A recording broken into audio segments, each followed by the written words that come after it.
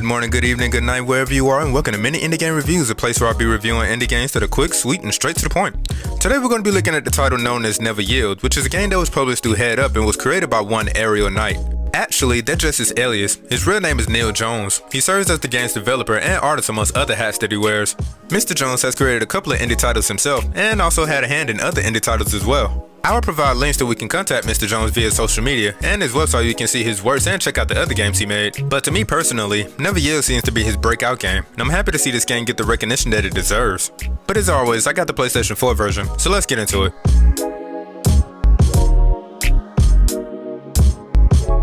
This game looks beautiful. Never Yield possesses this bright neon color cel shaded comic book look with just a tad bit of blurred saturation during the small cutscenes.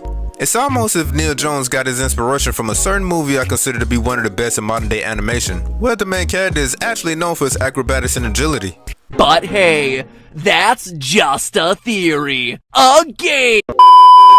Throughout the gameplay, you will notice that this game looks nice. All the different stages run smoothly with no glitches, hiccups, or anything like that, which is actually kinda good because speed is something that this game revolves around. So essentially, while the main character is booking it, everything keeps up. While I'm on the different environments, each possesses its own theme to continue whatever storyline this game is trying to get across. You start off in what appears to be grassy areas, then you go over to highways and then offices along with other places. But coming back to the main character you play as, the animations are just perfect.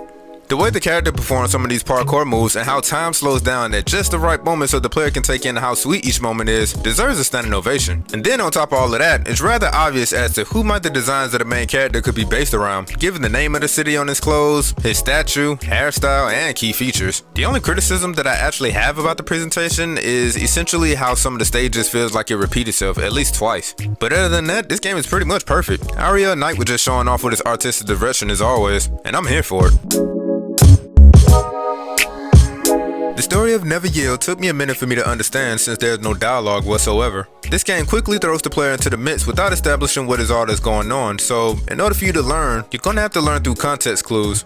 However, the gist of it is that you play as this kid according to this website by the name of Wally, who seemingly has the power to go Super Saiyan and mess with time. For whatever reason, a facility where he escapes from is out to get him, along with this person that kinda looks like your doppelganger. And again, this game has little to no words or dialogue other than the words that pretty much teaching the player what to do, or as a means to transition to another area when the story permits. So, what this story is pretty much is about, you can come up with your own theory as far as that goes.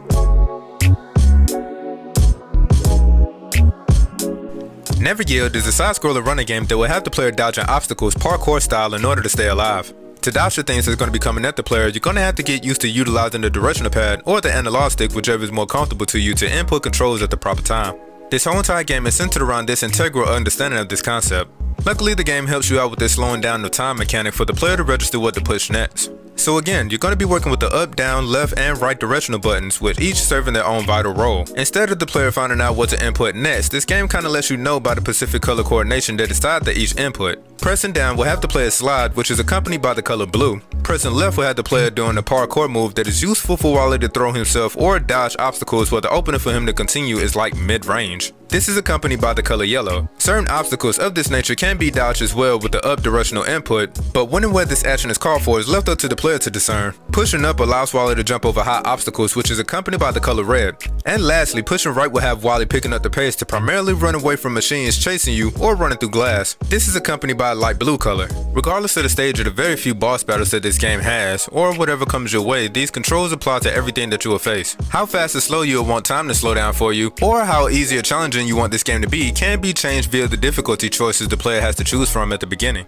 One little tip that I have to note is that purely relying on the directional pad in correlation to the direction of your character is facing is going to be tested. Most of the stages in this game is just the player running from left to right. Other stages throw curveballs at you, like running vertically instead of horizontally and running right to left. One good thing about NeverYield is that it has miniature segments within a level, so if you fail, you will start at that point instead of the beginning of a whole entire stage. There are also different cosmetic outfits to attain after certain requirements are met to unlock them. As far as gameplay goes, the controls are tight, responsive, and easy to understand. The only thing I would want to say that probably gave me a tough time is doing this level where this truck was going in and out of different lanes. I kept finding myself failing this level, but it was due to the fact that majority of the time while I was playing this game, I kept my finger holding down the right directional pad so I can go faster, not knowing that I had to push the appropriate button and the appropriate button alone. Oh, and a helpful hint, pick this little thing up here, and keep in mind what I said about knowing the controls regardless of the placement of your character. Good luck! The sound design of this game is pretty alright, although the player will more than likely be too engulfed in the music to notice. As far as the various sounds you're going to be hearing, it's pretty much going to be car screechings for cues as to what's going to be coming. Glass breaking. And of course, explosions. There are no voice acting or anything like that in this game, so that's pretty much it.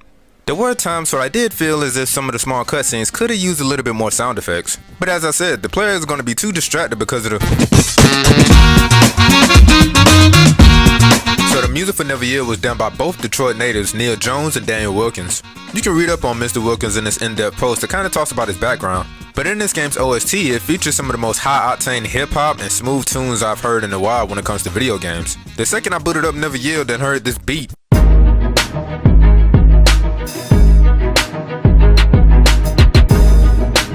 I was like, that's what the fuck I'm talking about. God, that's what I'm talking about! Not only does the music add more to this game, but it's one of the staples that give this game its edge. Seeing the main character perform some of the most awesome moves while the instrumentation goes wild over beat breaks never gets old. A good example is this song Land of the Rising Moon that features the ever so present horns over this up-tempo drum pattern, an infectious bass line, a little bit of guitars that pop out every now and then, and DJ scratches.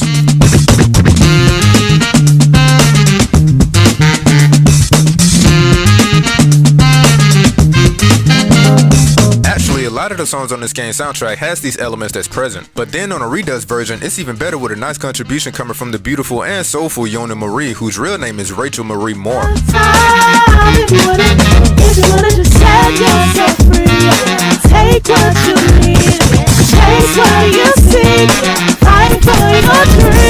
To be honest, she's actually one of the few guest artists on this game's OST. And get this, according to her official website, in her bio, it states that she started using the name Yona Marie not only because her name was so commonplace within the industry she's in, but also because she was inspired by a manga named Yona of the Dawn, which was created by Mizuho Kusanagi. Side note, I think I should check out the anime too, it's pretty good. But anyway, Miss Marie also steals the show on another song entitled In the Shadows, where the beat is a little bit slowed down and plays somewhat of the background to Yona's display of her vocal ability at the forefront. Don't listen to the fear in the clouds. No, if you're looking, it will come to. But your dream, you gon' work this thing out. My favorite song that I can never seem to get tired of is the song called There Are No Rules After School. This song, of course, has the drum beats going on like the rest of the other tracks, but what separates this is the prevalent addition of the piano keys that gives it a more jazz feel, accompanied by these soft gliding string instruments and guitar plucking.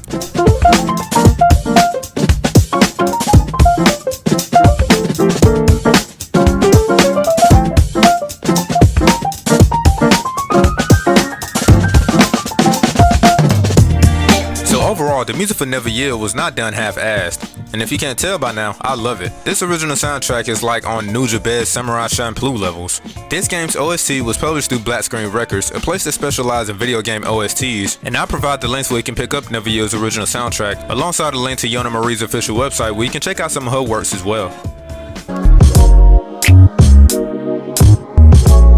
Overall, this game was enjoyable. It definitely has a style of its own, and more importantly, I had fun with it, which is why I'm going to give this game a 9.5 out of 10. Reason being is this game's authentic individuality in comparison to other games I would normally see. Never Yield is quick and could possibly be beaten within a few hours, but in this case, it doesn't take away from the quality, but instead adds more to it in a strange way. The fact that one person for the most part put something together this beautiful is fascinating. As simple as Never Yield may seem on paper, or at least within its concept, its execution is just flawless. Never Yield is now available for Nintendo Switch, Epic Games and Steam for Windows, Xbox One and PlayStation 4 for only $12. I hope Aerial Knight comes back with more games in the future, because if Never Yield is something to go by, I'm definitely looking forward to see what else he has up his sleeve. To you, brother, I wish you Godspeed in all your endeavors. Peace and blessings, man. And to everybody else, be safe out there, and peace, y'all. And don't forget to like and subscribe. Hit up that notification bell, and I gotta go.